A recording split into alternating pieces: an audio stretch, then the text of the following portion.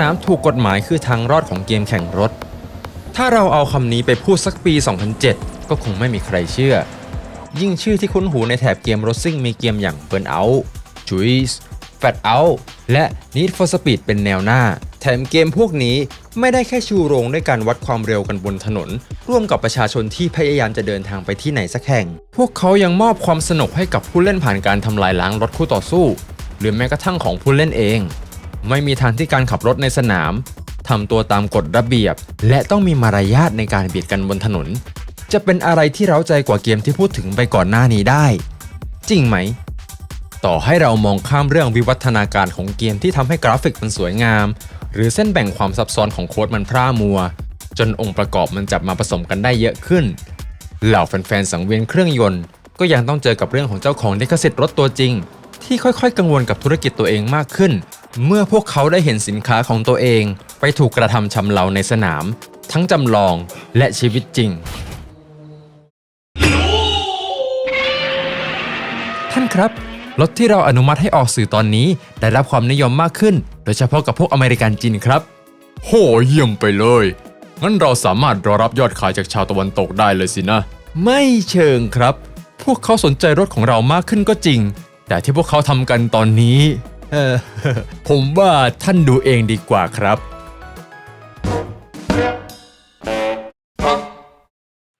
โอ้พระเจ้าพวกเขาไม่ใช่แค่เอารถของพวกเราไปขับในสภาพที่น่าอนาถแต่พวกเขายังเลือกซื้อไปแต่พวกรุ่นเก่าๆที่เราไม่ผลิตแล้วงั้นเหรอแล้วทีนี้พวกเขาจะหาอะไรมาชื่นชมโมเดลรุ่นใหม่ที่ผมอุตส่าห์จ้างนักออกแบบชื่อดังมาทำให้โฉมใหม่นี้พร้อมออกจอหนังตอน Fast and Furious ภาค 16 เข้าฉายกันล่ะลองคิดถึงคอมมูนิตี้กับผีนะสิคุณไปออกกฎห้ามนำรถของเราไปใช้ในทางที่เสื่อมเสียควบคุมรูปแบบความเสียหายชนบ้านต้องไม่ยุบแล้วก็ตัดสิทธิ์กับไอ้แฟนชายที่ชื่อ Need for Speed เดี๋ยวนี้ผมจะต้องไม่เห็นรถในสังกัดถูกเอาไปดูหมิ่นกลางสนามอีกอย่างน้อยนั่นก็เป็นภาพที่เราคิดไว้แหละนะซึ่งก็ทำให้ Need for Speed ภาคที่ตามมาดูซอฟต์ลงไปแล้วหลังจากภาคไหนที่เรากำลังพูดถึงเหรอ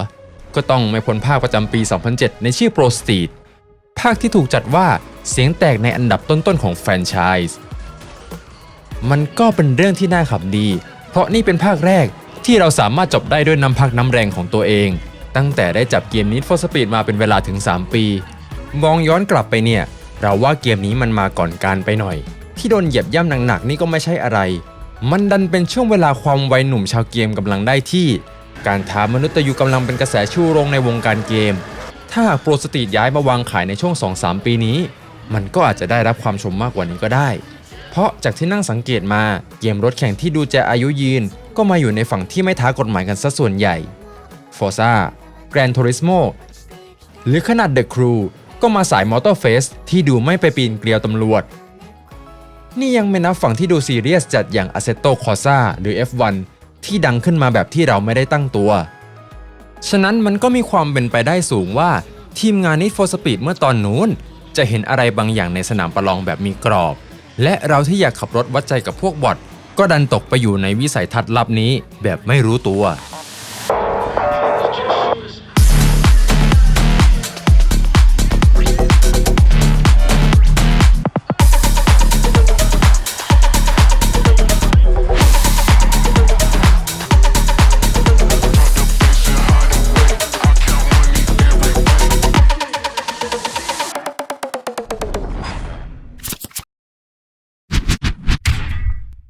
อย่างแรกที่เราอยากจะบอกว่ามันโดดเด่นออกมาจาก Pro Street เลยก็คือกราฟิก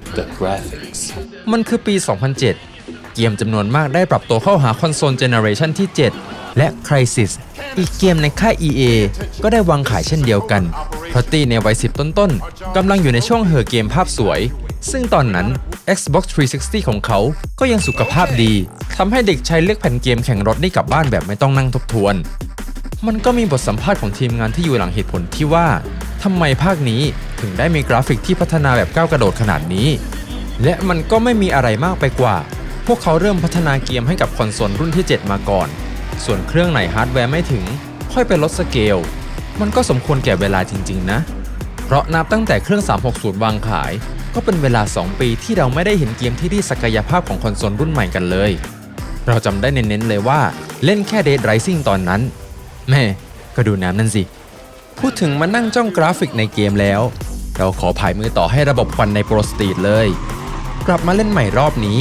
ความสวยก็ยังไม่เปลี่ยนแปลงและเราก็ยังคงยกให้เป็นเกมที่แสดงผลควันได้สวยที่สุดอันดับต้นๆเลยมันก็ทำให้เราเชื่อว่างบเกินครึ่งของเกมนี้น่าจะเอาไปลงกับช็อตเบิร์นล้อนี่แหละที่เหลือก็ไปลงกับโมเดลรถเพราะไหนจะมีเรื่องของความเงา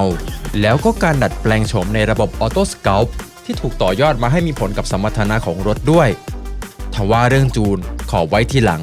เรามามองภาพกว้างๆของเกมอีกทีแล้วมันก็จะทำให้เห็นว่ารถกว่าจะสวยได้ขนาดนี้พวกเขาต้องเสียสละอะไรออกไปบ้างชัดๆเลยคือระบบที่เอาโลกเปิดออกไป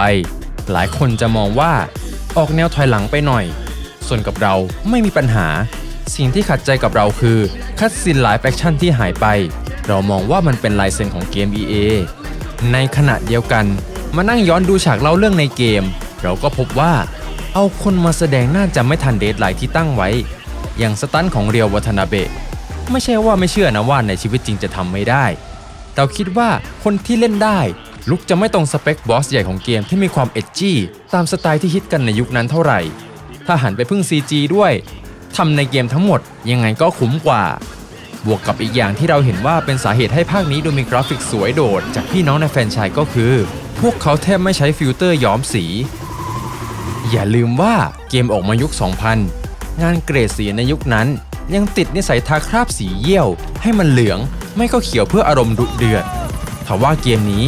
อย่างมากก็คือแปะฟิลเตอร์บางๆไว้หรือจริงๆก็ไม่ได้มีเกรดสีเลยให้ช่วงเวลาแสงตามธรรมชาติทำงานของมันเองซึ่งก็เป็นการโชว์ศักยภาพของเอนจินไปอีกแบบในขณะเดียวกันกว่าบางคนจะรับรู้เรื่องนั้นได้ก็คงได้เห็นอีกเทคนิคที่ทีมงานใช้เพื่อดึงเฟรมเรทให้ไม่ตกทั้งที่ภาพมันสวยขนาดนี้เนื่องจากว่าเราไม่ได้ขับรถไปเปิดอีเวนต์แล้วทำให้เวลานั่งเลือกว่าจะแข่งรายการอะไรต่อไปผู้เล่นจะได้เจอหน้าเมนูที่รถของเราจอดโชว์ตัวอยู่โดยที่จะมี NPC ผ่านไปผ่านมาบางคนก็แวะดูรถเราบ้างบางคนก็พยายามจะเดินไปหน้าเวทีใครที่คอยสังเกตกลุ่มผู้ร่วมงานพวกนี้ก็จะเห็นว่าพวกเขาดูจะขาด texture ระดับ HD และนั่นก็คือวิธีการแบ่งทรัพยากรฮาร์ดแวร์นี่แหละจะมีเพียงไม่กี่คนที่ได้รับสกินระดับคมชัดพูดกันตรงๆแล้วทั้งตัวแทนผู้เล่นไรอันคูเปอร์บอสใหญ่อย่างเรียวไปจนถึง MC ก็ดูจะอัปเกรดออกมาจากชาวบ้านเขาแค่พอตัวแล้วใครกันที่ทีมงานลงมือลงแรงเสียหยาดเหงื่อปั้นขึ้นมาอย่างกับเป็นเทพโรมันสาวพริตตี้ครับเป็นองค์ประกอบที่ขาดไม่ได้เลยในงานรถจากที่สังเกตงาน Motor Expo มาตลอดเลยนะซึ่งครั้งนี้ทีม Black Box ก็ได้จ้างมา2 สาวบินตรงจากออสเตรเลียและญี่ปุ่นมาเก็บภาพเก็บฟุตเทจช่วยโปรโมทเกมและเป็นข้อมูลทำโมเดลดิจิตอลนอกจากพวกเธอแล้วก็ไม่เหลือตัวละคร based on real people ละขนาดบอสย่อยยังมาแค่รถเลยเก็ตยังล่ะว่าทำไมเราสงสัยว่างบเกมมันไปลงแผนกกราฟิกหมดขออย่างสุดท้ายเกี่ยวกับกราฟิกเพราะนี่ก็เป็นอีกหนึ่งจุดที่โดนเส้นเราเอามากนั่นก็คือความเสียหายของตัวรถถ้าไม่นับเกมที่ออกแบบมาให้รถชนกันยับเยินอย่าง Burnout หรือแนวเดียวกันPro Street เป็นเกมที่รถพังได้สวยสะใจอันดับ 2 ในใจเราละที่ 1 ขอยกให้เกรดไปก็แล้วกันเกมนั้นก็วินาศสันตโรได้เลยส่วนเกมสมัยใหม่ก็น้อยแล้วนะที่จะมีแบบชนจนฝากระโปรงหน้าปลิวหายไปได้เข้าใจว่าบางคนไม่สบายใจที่จะเห็นรถสภาพน่วมขนาดนั้นและเราก็บอกตรงนี้ไว้เลยละกันว่ามันก็เป็นความโรคจิตของเราด้วยที่อดใจไม่ได้ต้องชมเชยเกมที่สามารถกระชากชิ้นส่วนรถออกเป็นชิ้นๆยิ่งละเอียดยิ่งถูกใจเรายังจำได้ดีตอนที่เล่น GTA Vice City แล้วก่อนจะขับรถเราต้องพยายามแยกชิ้นส่วนให้ได้มากที่สุดก่อนไม่รู้มันสะใจอะไรเด็กตัวเล็กๆหรอกนะแต่มันก็ได้ติดตัวเรามาจนถึงทุกวันนี้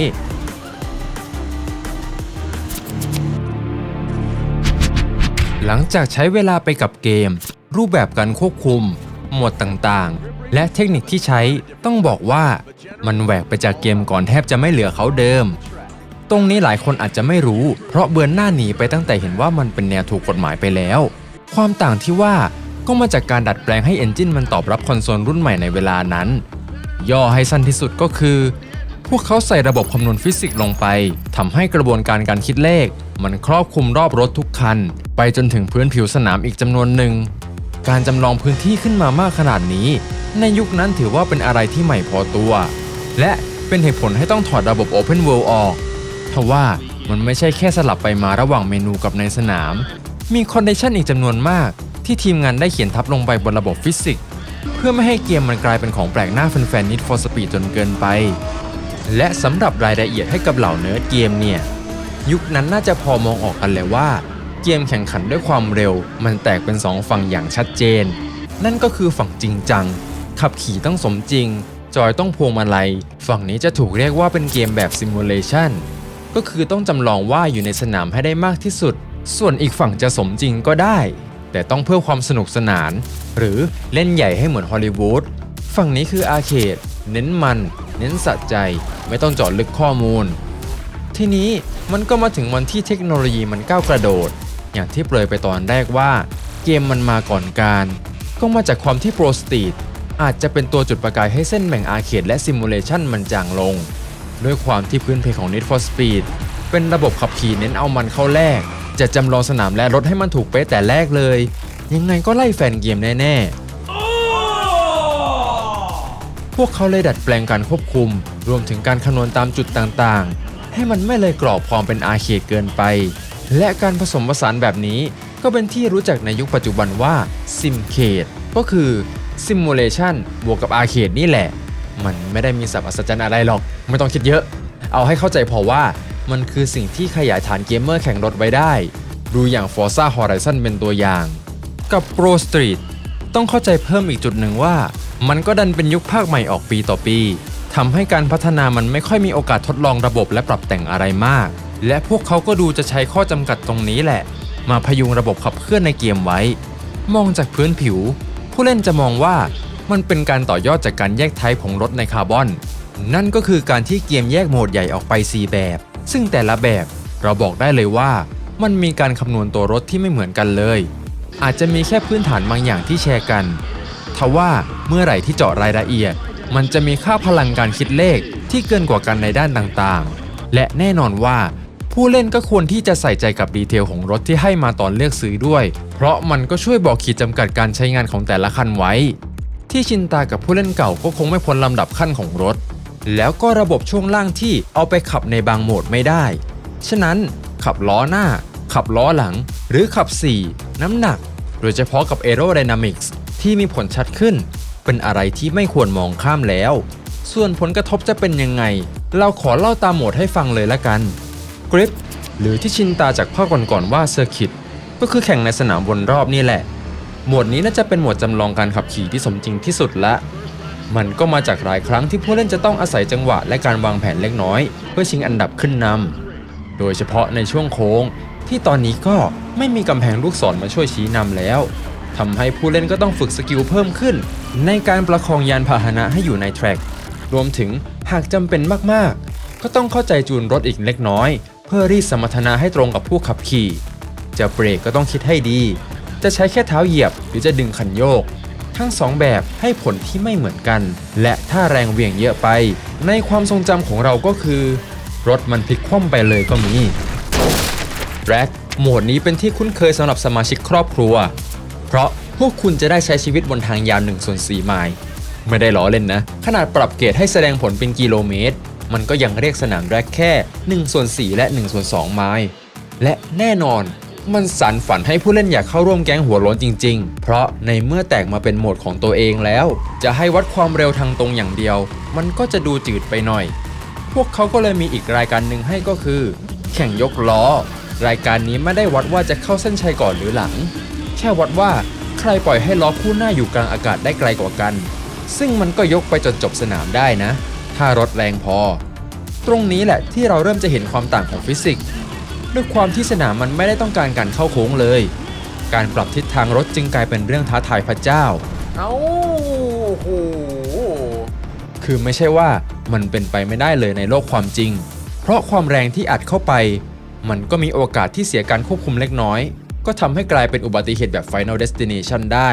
แต่ตัดมาที่เกมเนี่ยเราเรียกไม่ถูกว่ารัชดาไรหรือทอมแอนเจอรี่ว่ะสปีดอีกหนึ่งโหมดคุ้นหน้าคุ้นตาก็คือสปรินต์รีแบนมานั่นแหละขับจากจุด A ไปจุด B ให้เร็วที่สุดไม่มีย้อนกลับเหมาะสำหรับคนที่อยากไปแตะความเร็ว400 กิโลเมตรต่อชั่วโมงที่ ที่แลกมาด้วยการมองอะไรไม่รู้เรื่องเลย เป็นโหมดเดียวที่เราขอย้ายมุมกล้องมาหน้ารถและไม่ใช่เพราะความสั่นอย่างเดียวคือทีมงานน่าจะกลัวมันง่ายเกินไปก็เลยมีหยอดอุปสรรคทิ้งไว้บ้างอย่างถนนซ่อมไม่เสร็จป้ายการจราจรก็ชนเล่นไม่ได้แล้วเพราะเอาไปคำนวณความเสียหายรถด้วยต้องบอกว่าเป็นโหมดที่ลุ้นไม่ติดเบาะได้อีกโหมดตัดสินใจพลาดนิดหน่อยก็อาจจะเสียอันดับหรือแย่สุดคือรถพังไปเลยส่วนฟิสิกส์ก็ต่างจากโหมดกริปด้วยถึงแม้จะออกแบบโค้งให้มันกว้างและง่ายต่อการเลี้ยวบนความเร็วสูงเราก็ยังรู้สึกว่า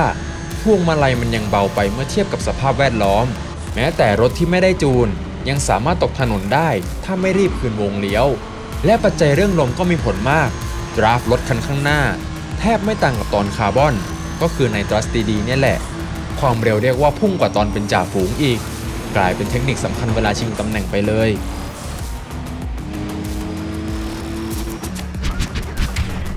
Drift อีกหนึ่งโหมดที่แฟนคลับคุ้นแต่ขับจริงก็จะไม่คุ้นพื้นเพก็ยังเป็นเกมเข้าโค้งด้วยความเร็ว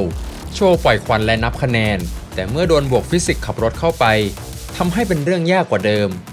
คือมันเหมือนภาคก่อนๆแหละที่เอาระบบปกติมาเติมให้รถหนักขึ้นและลื่นขึ้นจะได้ไหลไปตามถนนได้ทว่าทีนี้รถมันมีน้ำหนักจริงจังแล้วจะเปลี่ยนทิศทางต้องผ่อนแรงให้เป็นเพราะถ้ารั้นจะดึงเบรกมือก็จะพบกับอาการล้อล็อกและเสียการควบคุมในที่สุดการคำนวณคะแนนก็จะมีความประหลาดอยู่บ้างเรารู้สึกว่ามันจะใช้ระยะทางสนามมาควบคุมจำนวนคะแนนที่มอบให้ด้วยที่สังเกตมาคือสนามสั้นๆคะแนนจะพุ่งหน่อยดริฟต์ผ่านโค้งได้ก็โอเคส่วนสนามยาวต้องคุมให้ดริฟต์มันลากไปตามเส้นทางเยอะหน่อยไม่งั้นคะแนนจะไม่ขึ้นแล้วพอจับประสบการณ์หลังจอยพวงมาลัยที่ไม่ซ้ำพวกนี้มารวมกันมันก็ไม่แปลกที่หลายคนจะบ่นว่ามันแหกแฟรนไชส์หรือบอกว่ามันยากตั้งแต่ก้าวแรกที่เข้าไปทว่านั้นก็ยังไม่ใช่ทั้งหมดที่จะมารบกวนความสนุกของชาวเกมอีกหนึ่งจุดที่เราเห็นคือเรื่องเดียวกับที่พูดไปในตอนวิดีโอของ Most Wanted คือการที่โหมดมันซ้อนกันเองอย่างกริปที่หนีจากเซอร์กิตไปเจอเซอร์กิตอีกที They're the same picture. แค่เปลี่ยนวิธีการชนะอย่างไปดูที่เวลาหรือแต้มแทนซึ่งหลายครั้งที่อาจจะทำให้รู้สึกว่าเกมมันเตะถ่วงเวลาผู้เล่นเนื่องจากเกมจะบังคับให้วิ่ง3รอบในหลายรายการแถมยังมีความไม่แฟร์บางอย่างที่ดูหนักกว่า Rubber Banding อีกและจะเกิดขึ้นเฉพาะในรายการทำคะแนนเราสันนิษฐานว่ามาจากการแบ่งเทียร์รถเพราะตอนหยิบรถพิเศษมาใช้เหมือนเลขมันจะสุ่มแกล้งผู้เล่นมากขึ้นห่างจากความเป็นจริงที่เราก็ขับได้ไม่ต่างจากคู่แข่งเท่าไหร่ทำให้ก็ต้องพกรถสำรองไปด้วยแต่ก็นั่นแหละก็กลายเป็นความยากที่เส้นแบ่งแปลกๆขีดไว้และมันก็มีผลกับเกมช่วงท้ายด้วยโดยเฉพาะตัวสุดสายส่วนนี้ก็ต้องมองการแข่งแบบถูกกฎหมายเข้าไปเพราะเราจะต้องไปเจอกับรายการสปอนเซอร์ที่ส่งรถมาให้เราขับฟรีๆแลกกับการควบคุมที่ไม่เข้ามือซึ่งเราอยากให้มองมันเป็นแบบทดสอบซะมากกว่าแบบเป็นข้อสอบความเข้าใจโหมดและรายการแข่งขันที่เล่นมาในสายนั้นๆอีกอย่างคือเราไม่อยากให้มองว่าเกมมันจะใจร้ายกับผู้เล่นไปตลอดด้วยพื้นเพที่มาจากการแข่ง Street Racing เนี่ยเกมมันก็เลยไม่ได้เคร่งกับกฎเกณฑ์เท่ากับ Motorsport เปิดโอกาสให้นักแข่งทำตัวเป็นเด็กเปรตได้อุ๊ยอย่างที่เราทำบ่อยๆคือลัดสนามแบบวิ่งตรงไม่เข้าโค้งไม่เชื่อเส้นเรสไลน์งี้หรือหนักกว่านั้นก็การกระทบกระทั่งบนสนามที่เลี่ยงไม่ค่อยได้แถมเซนซิทีฟกับการชนอยู่ไม่น้อยทว่ามันก็มีความสัใจอยู่ในตัวหากเราลากพวก AI คู่แข่งลงขอบสนามไปด้วยกันได้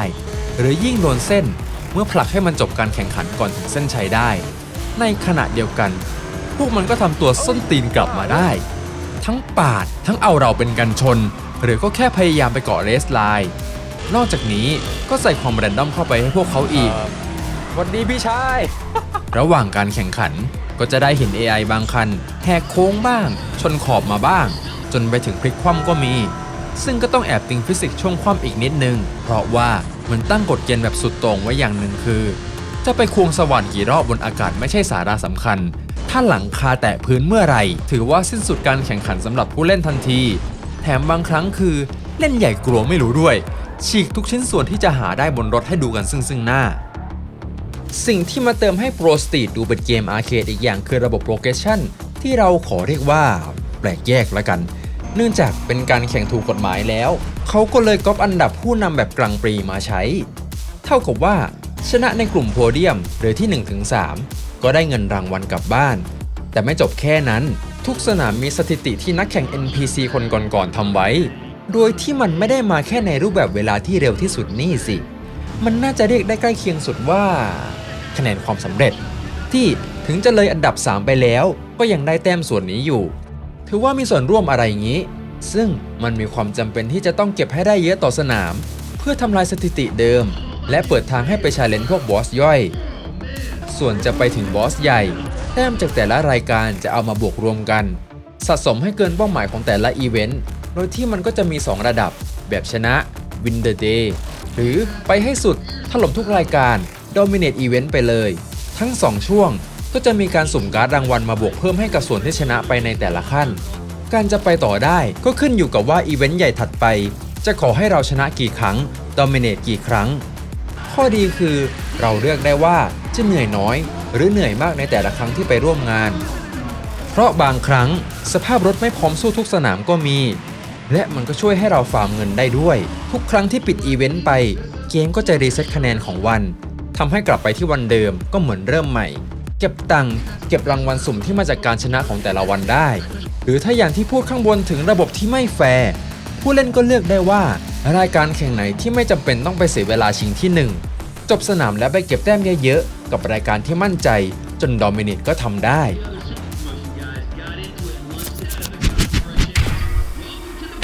ถึงแม้จะบอกว่าเป็นงานถูกกฎหมายแต่พื้นเพของอีเวนต์ในเกมก็ยังคงยืนบน Street Racing ในบทสัมภาษณ์มีบอกไว้ด้วยว่าเป็นทิศทางในอนาคตของวงการตีนผีที่พวกเขามโนไว้และจากที่ได้เห็นมาบางส่วนเราว่ามันก็ไม่ได้ผิดไปมากหรอกนะก็เรียกได้ว่าเป็นงานมีดรถมีโชว์เคสมีแข่งกันนิดหน่อยแค่มันไม่ดุเดือดขนาดออกมาคอมเมนต์จ้องจะสูบกันกลางงานแต่ใครจะรู้ล่ะมันเพิ่งเติบโตเป็นรูปเป็นร่างและเราก็ไม่รู้ลึกพอว่ามันแบ่งฝักฝ่ายแค่ไหนที่รู้ก็แค่นี่คือตัวแทนวงการ Street Racing ในยุค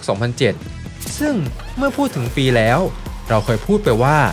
คาร์บอนเป็นเกมช่วยโปรโมทโตเกียวดริฟต์โดยตั้งใจหรือไม่ตั้งใจก็เป็นไปได้ทั้งนั้นแต่กับ Pro Street เนี่ยมันค่อนข้างชัดเลยว่าได้แรงบันดาลใจจาก Fast and Furious ในปีก่อนมาสานต่อไปอีกจุดสังเกตหลักๆเลยก็คือรถตลาดญี่ปุ่นหรือ Japanese Domestic Market หรือที่เราเรียกกันสั้นๆว่า JDM ดูจะเป็นประชากรหลักให้ผู้เล่นได้เลือกซื้อจากโชว์รูมและถึงแม้ว่าสัดส่วนจะไม่ได้เอียงอย่างที่เราคิดภาพปกภาพโปรโมทตัวเกมก็ดูจะหนักไปทางรถจากแดนอาทิตย์อุทัยบอสใหญ่ขับมิตซูบิชิเราเริ่มต้นเกมด้วยนิสสันใบปิดที่เห็นกันบ่อยๆก็ GTR และอินโทรใช้ RX-7 ตรงนี้มันก็มีข้อสันนิษฐานง่ายๆว่ามันคือความยุค 2000 ต้นๆที่ทั้งโลกเพิ่งจะได้รู้จักกันทำให้มันมีความเข้าใจเรื่องของอีกฟากโลกแค่พอประมาณไม่ก็ขึ้นเสือเรียกรถญี่ปุ่นไปว่าจูเนอร์ตั้งแต่ภาคคาร์บอนแล้วลงไม่ได้แต่มันก็ไม่ได้ห่างจากความจริงไปมากหรอกเพราะเอาเข้าจริงๆในงานมีดรถก็ต้องมีการแลกเปลี่ยนสูตรปรับจูนเครื่องยนต์กันบ้างทว่ามันไม่ได้แสดงออกให้เห็นชัดนักในเกมรวมไปถึงเมนูการจูนด้วยเราก็ควรจะรวมไปในส่วนของเกมเพลย์นะแต่มันไม่ค่อยมีอะไรเป็นค่าพลังที่มีผลกับการขับขี่ที่ผู้เล่นไม่จำเป็นต้องใส่ใจมากถ้าเจอรถที่ถูกมือไปแล้วที่สำคัญคือลงลึกไปเกมเมอร์ประจำแฟรนไชส์ก็คงไม่ได้อินมากไปกว่าเดิมเท่าไหร่สิ่งที่จะทำให้แฟนเกมได้อินจริงๆคือนี่ต่างหากถึงแม้จะบอกว่า Pro Street เป็นการแข่งแบบอาร์เคดแต่เมื่อพุ่งซิมูเลชันเข้าไปแล้วพวกเขาก็ใส่ใจเรื่องงานเสียงเป็นเอามากแต่ก่อนจะลงรายละเอียดขอแวบมาลงเรื่องเพลงนิดนึงเพราะเราไม่มีอะไรให้พูดเยอะอยากให้เข้าใจว่ารอบนี้เรามีไลฟ์สตรีมไปด้วยระหว่างรีเสิร์ชเกมถ้าเพลงมันแลบขึ้นมาสักนิดก็คงไม่ใช่เรื่องดีเท่าไหร่เลยนะและพอลงสนามเราก็อยากฟังเครื่องยนต์คำรามซะมากกว่าทำให้กับเกมนี้เราไม่มีประสบการณ์กับเพลงประกอบมากนักอย่างมากคือไปเปิดฟังในสตรีมมิ่งแต่มันก็ไม่ใช่สภาพหลังพวงมาลัยฟีลลิ่งมันก็จะขาดไปถ้ามีอะไรที่พูดได้คือมันก็ยังเป็นยุคที่มีเพลง Rock and Roll พังยันเฮฟวี่ผสมเข้ามาในเพลย์ลิสต์ซึ่งเป็นเรื่องที่หาได้ยากแล้วในยุคนี้ Oh my god ทั้งที่มันก็เป็นของที่มาคู่กับนักซิ่งถนนเดือดฉะนั้นหลายคนคงมีประสบการณ์ดีๆฟังเพลย์ลิสต์ของ Pro Street ไประหว่างเหยียบคันเร่งให้จมพื้นรถเลยนะ เอาล่ะกลับมาที่เสียงรถต่อเราไม่ได้แม่นพอจะบอกได้ว่าคันไหนใส่ V8 หรือเครื่องหลายสูบหรอกสิ่งที่มันไพเราะหูเรามาจากการที่พวกเขาสร้างมิติเสียงออกมาได้ดีมากเลยในยุคสมัยนั้นเรากำลังพูดถึงการที่เรารับรู้ได้ว่าจะโดนแซงจากฝั่งไหนของรถจากการฟังเสียงคือภาคนี้เขาไม่มีกระจกหลังทำให้วิธีมองรถคู่แข่งเหลือแค่กดปุ่มมองหลัง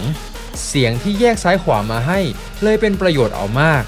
ถึงมันจะไม่ได้สมจริงแต่มันฟังก์ชันกับผู้เล่นจัดเป็นดีไซน์ที่เป็นมิตรกับชาวเกมมิติเสียงอีกอย่างที่ต้องพูดถึงขอยกให้เสียงเทอร์โบไปละกันทุกครั้งที่จับเสียงปล่อยลมของก้อนเหล็กได้นี่คือ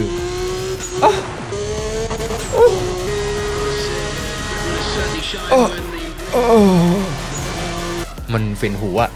มาจากคันไหนก็ได้ยินดีฟังหมดอีกหนึ่งเสียงที่โคตรจะรายละเอียดก็ต้องยกให้กับนักพากย์ประจำสนามของเรา EA ถึงกับจ้างนักพากย์ของแท้มาลงเสียงให้และบอกเลยว่าใช้คุ้มมากมีคนรวมเสียงประกาศมาให้ฟังอยู่และจากทั้งเกมพวกเขามีเวลารวมกันทั้งหมดถึง6 ชั่วโมงเฮ้ยคุยอะไรกันเยอะแยะและข้างล่างนี่บอกด้วยนะว่าแค่ช่วงหน้าเมนูไอ้ที่พากย์รถแข่งยังไม่นับพวกสปีดรันจบเกมเร็วกว่าคลิปรวมเสียงนี่คือคนพากย์บทเยอะกว่าตัวเองเลยนะมันคือขั้นกว่าของตอนที่ทำเสียงวิทยุตำรวจอีกและใช่เขาพากย์ให้แทบกับทุกสถานการณ์ที่เกิดขึ้นรถใหม่รถพังชนะเยอะแพ้เยอะสัมภาษณ์เดียวอีกซึ่งเราจะไปด่าทีหลังแต่ตอนนี้คือเขาเป็นกลุ่มคนที่ทำให้ Pro Street มันดูเป็นงานอีเวนต์มีตติ้งชาว Street Racing และที่ต้องมาเป็นทีมภาคด้วยก็เพราะเกมนี้จะพาพวกเราไปเที่ยวรอบโลกแบบที่ศิลปินเขาชอบทำกันจริงๆทำทรงมียุโรปไปงั้นแหละถ้าไม่ได้ Porsche มาช่วยเก็บข้อมูลรถและสนามมันนะพวกเขาก็จะพาผู้เล่นไปลงสนามแค่อเมริกาและญี่ปุ่นเป็นการตอกย้ำอีกทีว่ากระแสโตเกียวดริฟต์มันพาไปอย่างไรก็ดีแทร็กพวกนี้เกือบทั้งหมดเป็นสนามแข่งที่มีอยู่จริงบนโลกบางแห่งถูกปิดไปแล้วก็จริงแต่ในปี 2007 พวกเขาอาจจะเป็นหนึ่งในสนามยอดฮิตจัดงานระดับกลางปรีมาแล้วก็ได้แฟนๆมอเตอร์สปอร์ตสามารถมาคอนเฟิร์มได้ในคอมเมนต์นะจะมี3สนามที่ไม่มีจริงคือชิคาโกแอร์ฟิลด์โตเกียวด็อกยาร์ดกับออโตบานริงทว่ามีความเป็นไปได้ที่จะใช้แรงบันดาลใจจากชีวิตจริงหรือหนังโดยเฉพาะในส่วนของการแข่งผิดกฎหมายมาช่วยออกแบบอย่างท่าเรือที่โตเกียวนี่เรฟตรงมาจากหนัง Fast and Furious ที่พูดถึงส่วนออโตบานริงเราบอกได้จากประสบการณ์ตอนไปอยู่เยอรมนีได้ว่าเป็นการผสมความเดือดของทางหลวงแดนไส้กรอกเข้ากับการแข่งขันแบบผิดกฎหมายเราขอตัดตอนสั้นๆให้ฟังก่อนแล้วกันว่าเราได้ประสบกับสมรรถนะของรถบ้านเยอรมันที่วิ่งไปตามทางหลวงด้วยความเร็ว200 กิโลเมตรต่อชั่วโมงมาแล้ว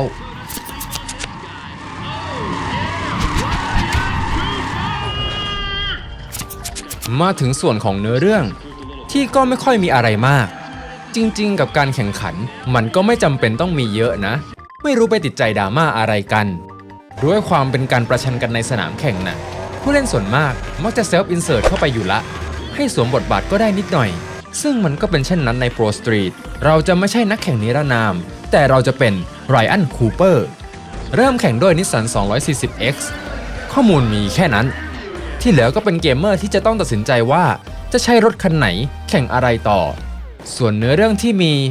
เราขอเล่าในมุมที่เก็บคาเรียแมปครบ 100% ไปเลยละกันนะเหตุการณ์ใน Need for Speed Pro Street คือเรื่องที่เด็กเบรด 2-3 คนมาเจอกันและใช่นั่นรวมถึงไรอันคูเปอร์ด้วยทว่าเกมนี้จะไม่เกิดขึ้นเลยถ้านาย MC หรือนักพากย์ที่เราพูดถึงตอนย่อหน้าเรื่องเสียงน่ะอยากตกงานก็ต้องเข้าใจว่าเขามาเอนเตอร์เทน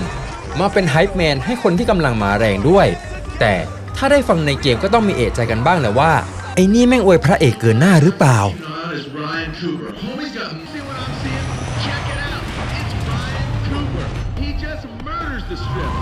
You got your favorite driver picked out or what?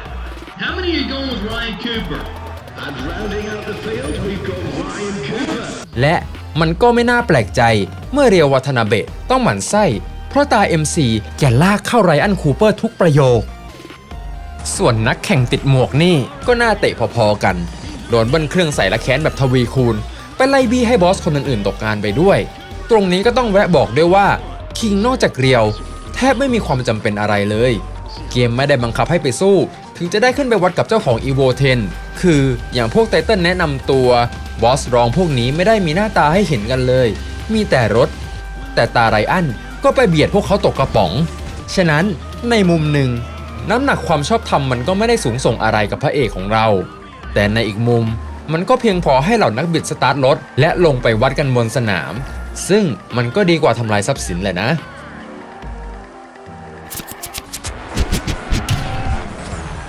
ก็มีแค่นั้นเลยกับเนื้อเรื่อง มีเหตุการณ์ให้ผิดใจกันนิดหน่อย ที่เหลือลงแข่งยาวๆพอชนะก็ไม่ได้รู้สึกเป็นการล้างแค้นอะไรเท่าไหร่ แต่ก็อย่างที่บอกมันได้ลงไปแข่งก็มีแรงจูงใจพอแล้วดูอย่างเกมขับรถปัจจุบันได้ ถึงแม้เนื้อเรื่องเริ่มขับจากรายการง่อยๆรถชิวๆแต่มันก็คือการเดินทางไต่อันดับ สู่การแข่งขันที่ยิ่งใหญ่กว่า และสัญชาตญาณนักซิ่งมันก็มีแค่นั้น ใช่แหละบางคนก็มาหาชื่อเสียงบ้างจริงจังก็ไปลงทัวร์นาเมนต์หรืออย่างการ cross over ที่อลังการที่สุดระหว่างชาวเกมและชาวมอเตอร์สปอร์ตอย่าง Gran Turismo Academy ที่ตอนนี้ก็ปิดตัวลงไปแล้วกลับสู่ตารางออนไลน์ที่ก็ยังดุเดือดเรื่อยมาและยังดีสักกว่าที่ไม่ต้องมีใครมาเจ็บตัวเพราะจากที่ได้ชมไฮไลท์ถึงขั้นรายการอย่าง Formula 1 แล้วอุบัติเหตุและความเสียหายจากใน Pro Street ดูเป็นเรื่องไม่ไกลความจริงเลยเอาล่ะแต่ก่อนจะจากกันไปขอนั่งบ่นถึงตัวเกมอีกนิดหน่อยละกันเพราะต่อให้ทำร้ายเราแบบฟิสิกอลไม่ได้แต่ mentally เราก็แอบกระเจิงตอนจะเริ่มเขียนเกี่ยวกับเกมนี้เริ่มต้นมาจากความเป็นเกมเก่านั่นแหละ Pro Street ยังถูกจัดรวม Engine เข้าไปในกลุ่ม EA Graphic Library ที่แปลว่ามันยังใช้ Speed Engine ที่รอบนี้ก็ดัดแปลงให้เหมาะสมกับเครื่องคอนโซลรุ่นที่ 7 และก็เหมือนจะแค่รุ่น 7 เท่านั้นคอมปัจจุบันดูจะไปได้สูงสุดที่ Windows 10 ก่อนจะเจอปัญหาประปรายทำให้คนที่ใช้เวอร์ชัน 11 อย่างเราต้องไปหาแพทช์แก้บั๊กแก้ระบบตามคอมมูนิตี้เพื่อให้มันรันกับเครื่องเราได้ทว่าผลลัพธ์มันก็ยังขาดตกบกพร่องบ้างการตั้งค่าโดนรีเซ็ตของปลดล็อกมาไม่หมดเสียงหายไปบางจุดจนถึงขั้น crash กับข้อมูลบางตัว Oh my god, bro. โดยเฉพาะรถที่เป็นของ DLC และคนที่มาชมไลฟ์ก็ได้เห็นไปกับตาแต่ใดๆเมื่อเราได้ลงสนามกับเกมนี้มันก็เป็นประสบการณ์แข่งรถที่เรียกว่าดีขึ้นตามอายุและความเข้าใจก็แล้วกันเพราะในวัยเด็กสิ่งที่จำได้คือการนั่งฟัดกับถนนมากกว่าคู่แข่งโดยเฉพาะที่เนวาดามีคนแค้นเองอยู่ไม่น้อยเลยนะถึงแม้จะอัปเกรดแค่ไหนรถก็ยังมีสิทธิ์ลงไปกินฝุ่นอยู่ดีในวันนี้ก็ไม่ได้ต่างทว่าด้วยทางแก้ที่มีในหัวมากขึ้นมันเลยดูไม่เป็นความท้าทายที่เกินตัวและกลายเป็นประสบการณ์ขับรถผสมชมวิวไกลๆได้อยู่ยิ่งเมื่อได้จูนที่เข้ามือไปด้วยแล้วไปเยือนแต่ละสนามแข่งก็เหมือนได้เที่ยวไปในตัวแน่นอนบางที่ก็ไม่ได้พิชิตง่ายสัทีเดียวแต่พร้อมกันก็ไม่ได้มัดมือชกให้กำราบทุกการแข่งขันรวมถึงการย้อนแข่งรายการเดิมจนกว่าจะจุใจก็ทำให้ถ้วยรางวัลของ Pro Street ไม่ใช่การได้เย้ยหยันนักแข่งผู้หมั่นไส้เราแต่เป็นการได้ค้นพบโฟลว์ของตัวเองบนถนนจำลองพวกนี้ถ้าใครอยากลงแข่งอย่าลืมไกด์ไลน์ที่เกมพยายามบอกมาตลอดด้วยล่ะอยู่ให้ปลอดภัยรักษาตัวให้ดีแล้วเจอกันวิดีโอหน้า